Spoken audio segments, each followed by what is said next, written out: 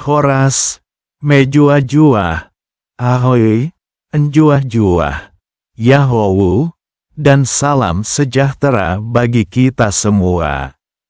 Bapak, Ibu, dan saudara-saudari yang terkasih di dalam nama Tuhan kita, Yesus Kristus. Puji syukur kita panjatkan kepada Tuhan Khalik langit dan bumi, atas segala berkat anugerah-Nya yang senantiasa menyertai dan mempersatukan kita di dalam persekutuan iman Kristen. Topik yang menjadi bahan renungan untuk menguatkan iman dan menyalakan roh kepercayaan kita kepada Tuhan Yesus Kristus pada ibadah Minggu ke-19 setelah Trinitatis, tanggal 6 Oktober tahun 2024, tertulis di dalam kitab 2 Timotius 4 ayat 1 sampai dengan ayat 5, dengan tema khotbah Minggu, siap sedia memberitakan firman Tuhan. Bapak, Ibu, dan saudara-saudari yang dikasihi Yesus Kristus. Saat pertama kali kita menginjakan kaki pada suatu tempat yang baru, pernah tidak? Kita berdoa meminta hikmat dan kebijaksanaan kepada Tuhan, agar dimampukan mengerjakan segala sesuatu yang tidak mengecewakan siapa saja, khususnya Tuhan. Natur bagi manusia, ketika menjalankan beragam aktivitas hidup, utamanya dalam konteks melayani Tuhan dan sesama, tidak selamanya kita akan menerima hal-hal nyaman dan menyenangkan. Yang mana kadangkala kita akan diperhadapkan pada hal-hal yang membutuhkan kesabaran dan tindakan-tindakan harus mengendalikan pikiran dan emosi. Sadar atau tidak, dalam masa dan tempat tertentu, pilihan aktivitas yang kita ambil mengharuskan kita keluar dari zona aman dan nyaman, agar tidak berbuat kesalahan dan dosa, serta dapat berbuat yang terbaik bagi Tuhan dan sesama.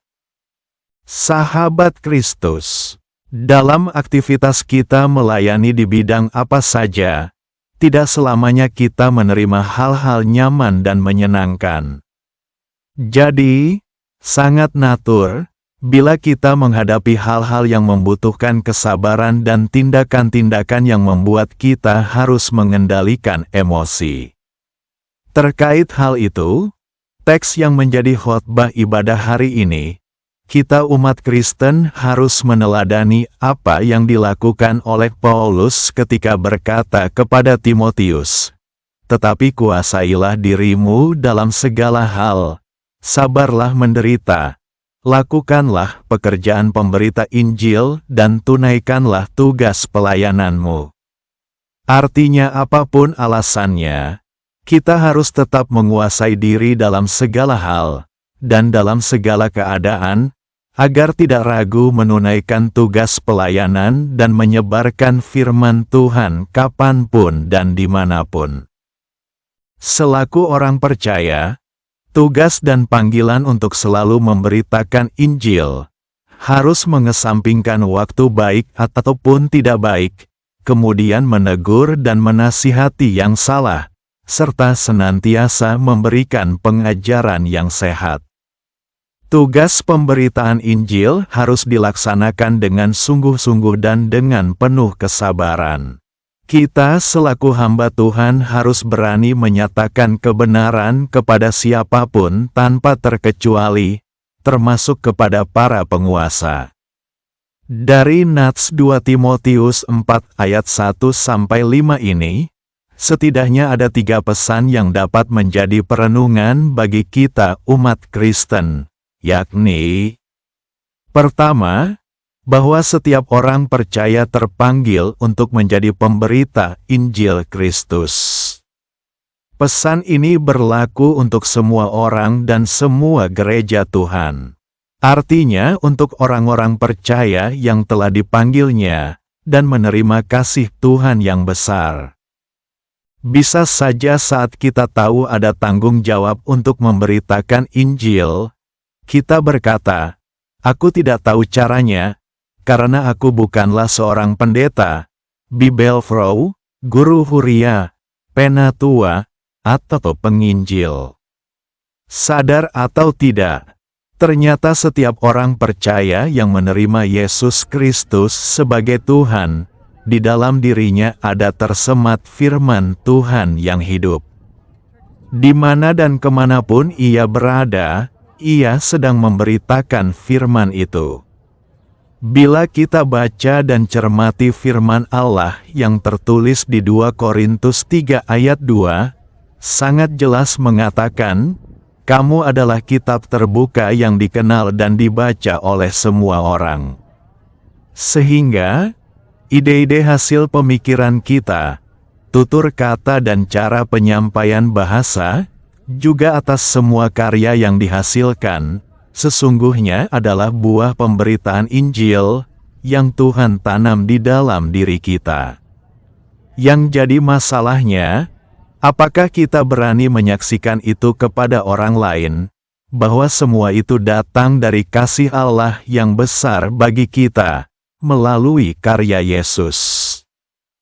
Pesan yang kedua, kita tidak boleh mengubah isi berita Injil, yakni harus menjamin kemurnian firman Allah dalam Kristus.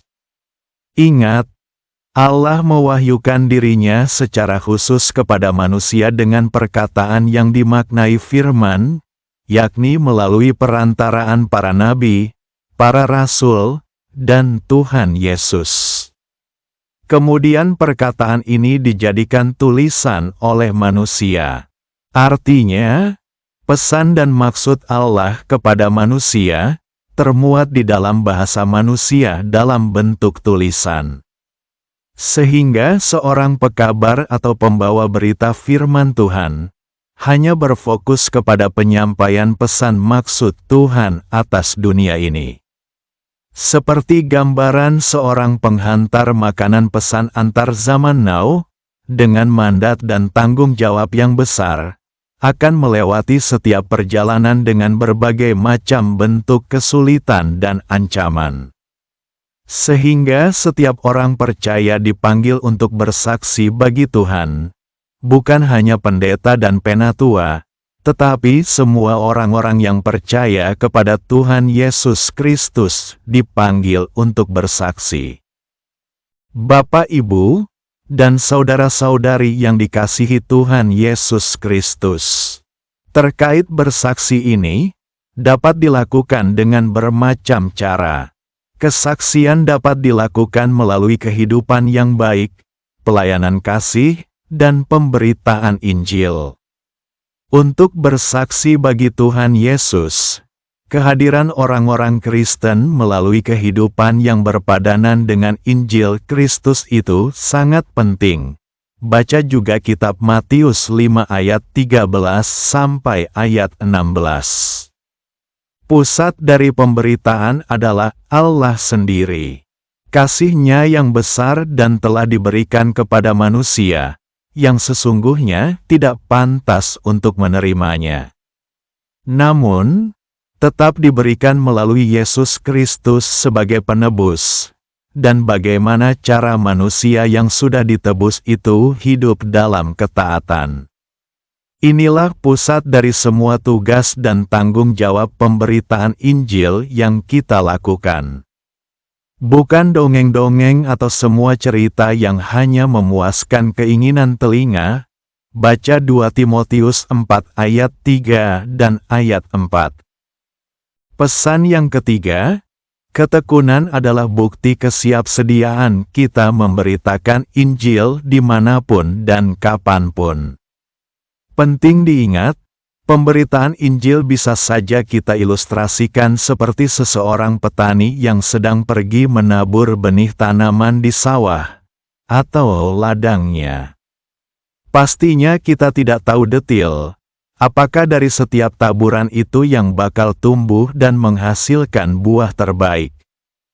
Tentu kita hanya bisa mengusahakan dan berharap pada waktu serta kondisi alam. Dalam kitab Pengkhotbah 11 ayat 6, secara tegas mengatakan, Taburkanlah benihmu pagi-pagi hari, dan janganlah memberi istirahat kepada tanganmu pada petang hari, karena engkau tidak mengetahui apakah ini atau itu yang akan berhasil atau kedua-duanya sama baik. Dari teks Pengkhotbah 11 ayat 6 ini, sangat kontras memberitahukan bahwa tidak semua orang dapat menerima baik setiap pemberitaan Injil. Kita akan menemukan bermacam-macam respon orang atas pemberitaan Injil ini. Dengan begitu, dapat diterima logika, dari setiap benih-benih pemberitaan Injil yang ditaburkan, akan ada yang menerima dengan sungguh-sungguh dan menghasilkan buah yang baik. Rasul Paulus mengatakan, "Siap sedialah baik atau tidak baik waktunya, rajinlah dan terus bekerja, selagi kesempatan itu diberikan kepada kita." Lebih lanjut, Paulus menjadikan dirinya sebagai teladan, bagaimana ia berusaha keras menjadi pemberita. Nah, kalau kita melihat fakta dari peta perjalanan misi Paulus dalam memberitakan firman Allah itu adalah sangat luar biasa. Tidak hanya lingkup Asia kecil, tetapi juga sampai ke Eropa, bahkan belenggu dan penjara, tidak menjadi penghalang bagaimana Injil sampai ke setiap telinga. Mulai dari para prajurit, pengawal, penguasa, orang Yahudi, bahkan orang-orang yang jauh dan yang susah untuk Rasul Paulus jumpai sekalipun, berita Injil tersampaikan, meski itu hanya lewat surat-suratnya. Dari teks yang menjadi bahan khotbah ini, kita melihat, ada banyak sekali buah yang dihasilkan Rasul Paulus, dan dampaknya bisa kita rasakan hingga sampai sekarang ini. Bahkan para misionaris yang datang ke Indonesia membawa Injil, adalah mereka-mereka yang datang dari bangsa-bangsa di mana Rasul Paulus pernah memberitakan Injil ke daerah tersebut. Bapak, Ibu, dan saudara-saudari yang dikasihi Tuhan Yesus Kristus, kerelaan hati menjadi dasar pembicaraan tentang kesiapsediaan kita setiap saat untuk memenuhi panggilan Tuhan dalam memberitakan Injil ke banyak berbagai daerah. Injil Matius 26 ayat 41 mengatakan, "Berjaga-jagalah dan berdoalah, supaya kamu jangan jatuh ke dalam pencobaan. Roh memang penurut, tetapi daging lemah." Seseorang yang senantiasa berjaga-jaga adalah seseorang yang punya kesadaran rohani untuk bereaksi dengan cepat sesuai dengan kehendak Tuhan. Ingat, semua orang akan mengakhiri pertandingan, dan Rasul Paulus mengakhirinya dengan baik. Demikian juga kita, akan tiba waktunya pertandingan itu akan usai. Selagi masih ada kesempatan itu diberikan Tuhan kepada kita, mari kita dengan penuh tanggung jawab menerimanya, yakni beritakanlah firman, baik atau tidak baik waktunya. Namun sebelum melaksanakan tugas itu, selaku hamba yang memberitakan firman Tuhan, kita harus terlebih dahulu membekali diri dengan firman Tuhan, dan senantiasa memberi tempat kepada Roh Kudus untuk berdiam dalam diri kita, sebab oleh Roh Kuduslah seseorang dapat mampu menguasai diri, sabar menderita dan dapat menunaikan tugas pelayanan sampai akhir.